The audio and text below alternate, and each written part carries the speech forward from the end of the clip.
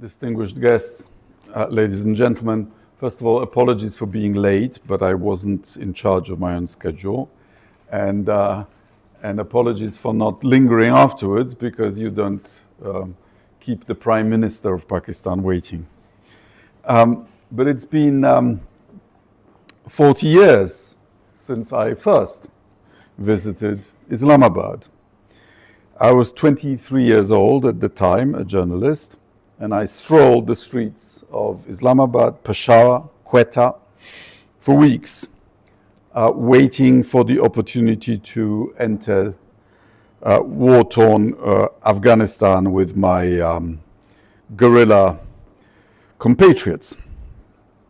Back then, Poland was part of the communist bloc. We were a semi-sovereign state, from which I was banned as a political refugee in the United Kingdom. It was in Afghanistan that the mighty, supposedly Soviet Empire was fighting an imperial war, and I wanted to see firsthand how Moscow was faring and how the Mujahideen were faring. And it turned out to be an invasion too far for the Russians. The Soviet Empire lost, and soon, and not coincidentally, collapsed. Poland, along many other countries, was once again free. But others, including Pakistan, paid a heavy price. I know that as a result of the Soviet invasion of Afghanistan, Pakistan suffered an influx of guns, of refugees, of drugs, and your country was put on a geopolitical front line that you perhaps didn't desire. I just want you to know that in Poland we remember the sacrifice both of the Afghan resistance and of Pakistan, which rendered assistance to the Afghan resistance. And we know that we gained our freedom partly thanks to that. And it was partly thanks to what happened in this region that I was able to return home to join the effort of rebuilding my country from the wreckage of communism. And it's been worth it. The following 35 years turned out to be the most prosperous in Poland's 1,000-year history. It was for the last 35 years that we've been catching up the fastest with the European average. And I'd just like to tell you that there may be universal lessons to be drawn from our Polish experience.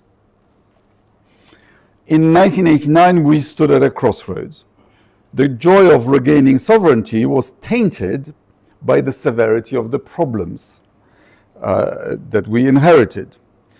We had an indebted country that wasn't servicing its debts, with a devastated economy, technologically backwards, cut off from the global division of labor or global scientific cooperation.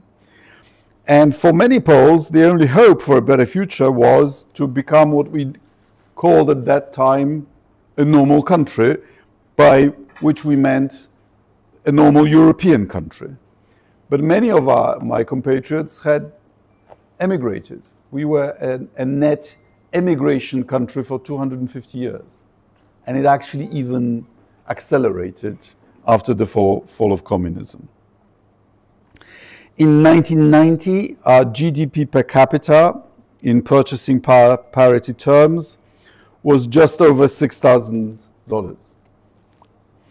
Barely half of Portugal's and lower than South Africa's.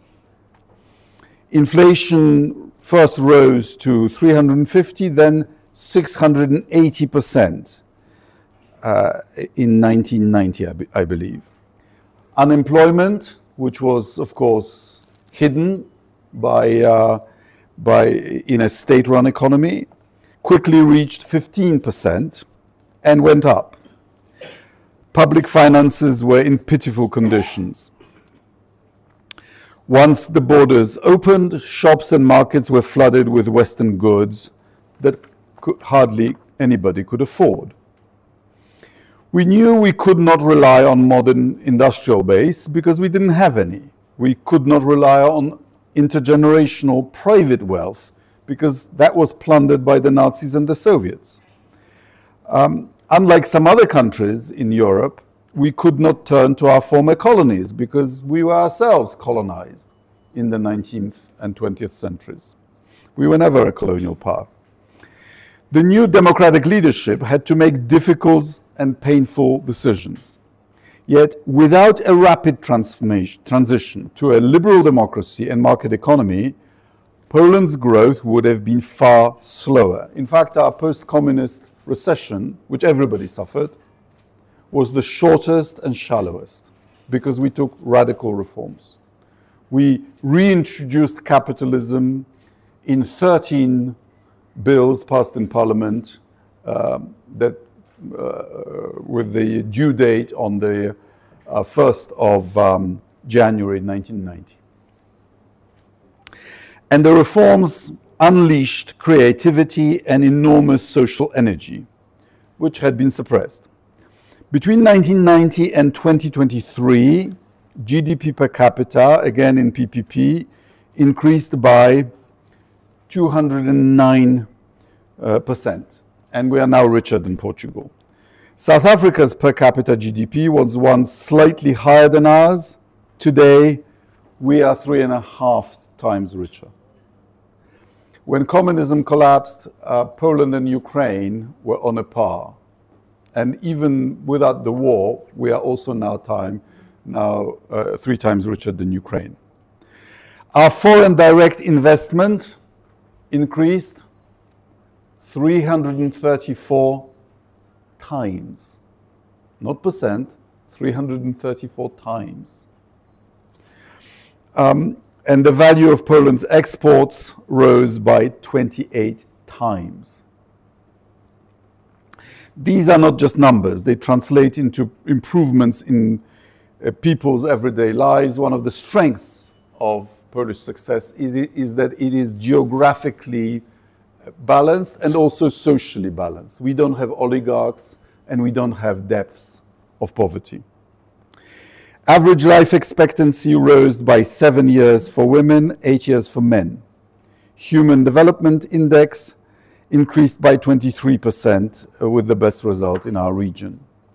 During these 3 decades, we had, of course, our ups and downs, particularly politically. And of course, dissatisfaction with state institutions remains stubbornly high. Our favorite sport in Poland is to complain. But there is no denial that we've done well. And 2 major factors made it possible. First, I've already mentioned political and economic freedom, which unleashed creativity, but also, crucially, stable and supportive international environment, which made people and business and investors secure enough to take risks, to set up businesses, invest in the future. Poland's transformation is a story of success, which we would like to share with others. Over the past 35 years, 2 countries, almost on a par, Poland and China, have enjoyed uninterrupted economic growth. We have not yet had a single year of regression. And I believe they present you with 2 alternative models of development. But and the Chinese, of course, as a way of exiting from communism and making it into modernity, is appealing to many leaders and many countries. But let's remember how unique it is. Few nations have the population, the territory, the resources that China commands.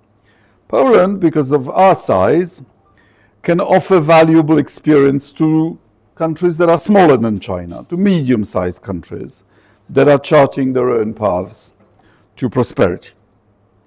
Ladies and gentlemen, as has already been mentioned, Polish-Pakistani relations date back to before Pakistan regained its independence. During World War II, thousands of Polish refugees deported by the Soviets found shelter in Karachi.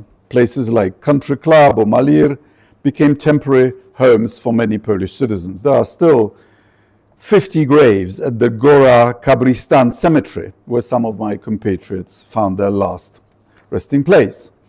And as has already also been mentioned, more than 30 Polish armed forces and navy officers arrived in Pakistan from Britain.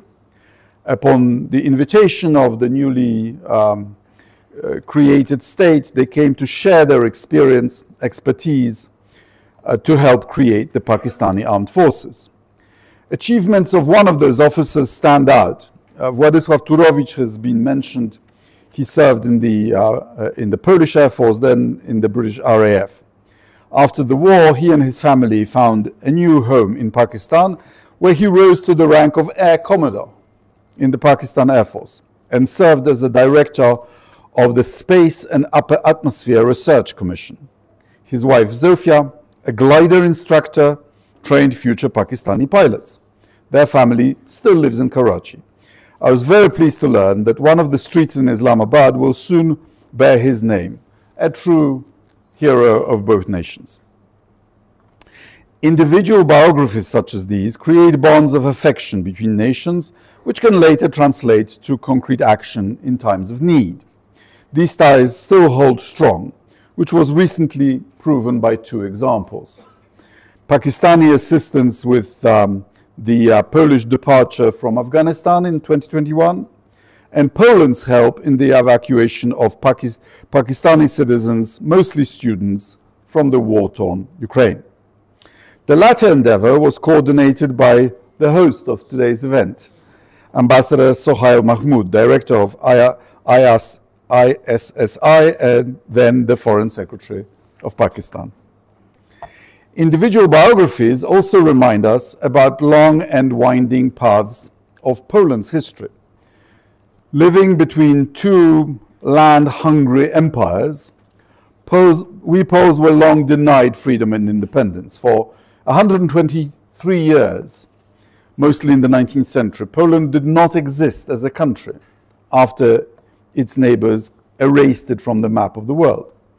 In 1918, we regained our sovereignty, only to lose it again in 1939, when Nazi Germany and Soviet Russia joined hands in invading us once again.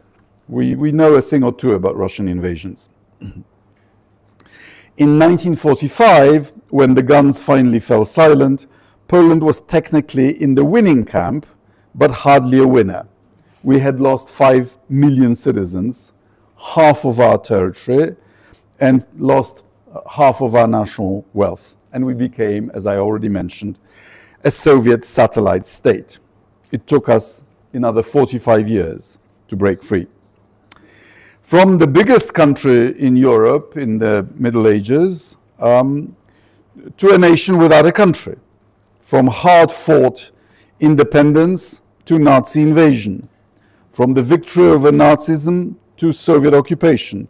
Our history, just as yours, has taught us the hard way that neither freedom nor economic prosperity can be taken for granted.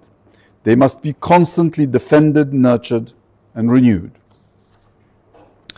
These historical experiences also explain the choices Poland made after the fall of the Iron Curtain. Unlike Vladimir Putin, we never thought the collapse of the Soviet Union was the greatest geopolitical tragedy of the 20th century. Quite the contrary. For us, it was a joyful moment of liberation, which allowed us to take our destiny in our own hands.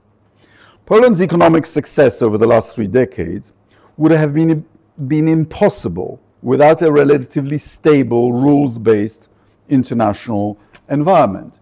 And we also benefited from globalization, an aspect of which, a very important one, is of course European integration. An order grounded in law and cooperation through international organizations such as the UN, but with NATO and the EU at the core for us, made our success possible. Today, some countries, led by a revanchist regime in Russia, accuse these organizations of expansionism.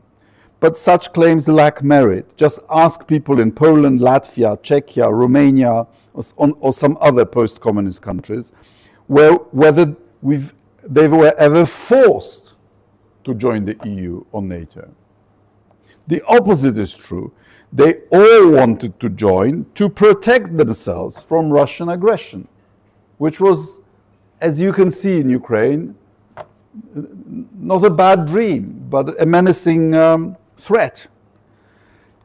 Ukraine, which failed to take the same opportunity to join institutions of the West, is now paying a very heavy price for the omission. According to Kremlin's propaganda, the unprovoked invasion of Ukraine was a justified reaction to Western expansionism. In fact, it is a modern-day colonial war against Ukrainian people who simply want their country to be able to choose its own orientation and who simply want a better life. And they have come to the conclusion, just like we had before, that they cannot achieve that by being subjugated by Moscow. The root cause of this war is not NATO enlargement. Remember, Ukraine was a neutral country constitutionally when Putin started the invasion of Crimea, already back in 2014. I agree with Sergei Lavrov and Vladimir Putin that we should deal with the root causes of this war. But the root cause of this war is a failing empire's desperate effort to restore its sphere of influence. When international legal order is undermined, small and medium-sized countries suffer the most. A stable international system should be based on the respect for territorial integrity and sovereignty of every state, no matter its size. Russia has security interests, but Russia's neighbors also have security interests, and the first such interest is not to be invaded.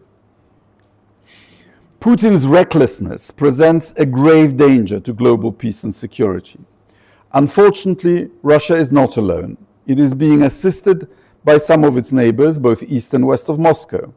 A new coalition of resentment, countries unhappy with their neighbors, with their borders, is forming, capable of disrupting what little international order we managed to build over the last few decades. Without its support, this war would have ended long ago with the aggressor's bitter defeat. The world is thus on the verge of a geopolitical transformation. The United States and China are creating a bipolar system of rivalry, while Russia is striving to become the third pillar of the global triad at the expense of Europe. Some other countries, Pakistan among them, are also growing in strength. But we believe the EU will remain as one of the three largest economies in the world. Its challenge is to better translate the size into influence. The United States, China, Russia benefit from unity of command, which we don't have because we are a confederation, for better and for worse. But a united Europe can achieve this goal. A divided one will be paralyzed. This is Vladimir Putin's dream scenario, a European Union torn apart by nationalism and unable to defend either itself or its values. We would be more than happy to welcome Russia as a democratic and peaceful nation, willing to develop good neighborly relations. We made great efforts to encourage them in this direction. We time and again, either on a bilateral basis or as NATO and the European Union, we presented Moscow with one off-ramp after another from its course of trying to rebuild the empire. Unfortunately, Russia made a different decision. Instead of seeking peace, Russia seems to be escalating tensions by using both hybrid and military means against EU member states. On September 10th, over 20 Russian drones invaded Polish airspace. We are convinced this was a deliberate action. The UAVs were following routes targeting military facilities and were equipped with additional fuel tanks to lengthen their range. Moscow's aggressive posture is not limited to its immediate neighborhood. Kremlin's green men, as you remember, are present in Africa, in Latin America, in Asian countries, operating under different names, including the charming Africa Corps. Let Putin win in Ukraine, and their activities will only intensify. International community cannot appease aggression because violence reproduces by indifference. And remember, the invasion of Ukraine, the drones are not the only symptoms. It's information attacks, it's digital attacks on our financial institutions, on our hospitals, it's death squads in Britain, in Germany, in the Czech Republic, in Bulgaria. It's arsons all over Europe. It's damaging critical infrastructure, undersea cables and pipelines. It's mapping critical infrastructure in the North Sea. It's the clunker fleet plying the seas and endangering an environmental disaster. Distinguished guests, we hear the criticism directed at Europe for allegedly reacting to crises differently depending on where they take place. Supposedly, we apply one set of norms to victims in Ukraine and another to victims in Palestine. But Poland perceives the restoration of international law, including the principle of self-determination, as a cornerstone of our collective security everywhere. Therefore, we have consistently supported the two-state solution as a necessary component of lasting peace in the Middle East. My country recognized the Palestinian statehood already in 1988, and we have a fully accredited Palestinian ambassador in Warsaw.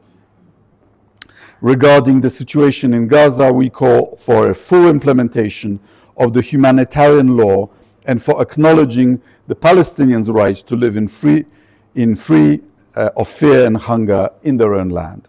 Our approach reflects a consistent respect for nations' right to determine their political future. Under these conditions, we can build a more prosperous future for our countries as well. Polish-Pakistani trade values has recently exceeded $1 billion for the first time, and the net balance has grown in Pakistan's favor. With this in consideration, Poland aims to achieve a more robust and balanced bilateral trade exchange. We see great potential for intensifying our collaboration in the energy sector. Polish oil and gas company Orlen has been present in Pakistan for 28 years, contributing to local energy security and economic development. This state-controlled multi-billion-dollar company is one of the biggest in Central Europe, and it has invested about $500 million here in Pakistan. We need more such ventures. There is a massive and still largely untapped potential for cooperation in areas as diverse as water management, mining, fintech, IT, food processing. You know, the iconic picture from communist Poland was a food queue.